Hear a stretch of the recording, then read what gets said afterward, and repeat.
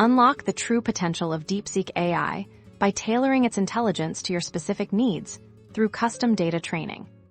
The first crucial step is meticulous data preparation. Think of it as curating the perfect library for your AI. This involves gathering all your relevant data, be it text documents, code snippets, conversational logs, or any other information specific to your task.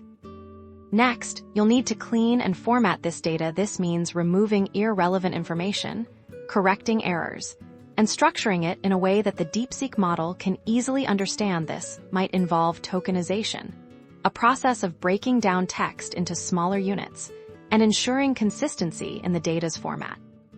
With your data clean and ready, it's time to configure your training environment. This usually involves setting up the necessary software and hardware. You'll need to ensure you have adequate computational resources, often specialized GPUs, and the correct software libraries and frameworks installed that are compatible with Deepseek. Now, the core training begins. You'll feed your prepared dataset into the Deepseek model. This is where the AI learns from your custom information, adjusting its internal parameters to better understand and generate outputs relevant to your domain. Think of it as teaching the AI a specialized skill.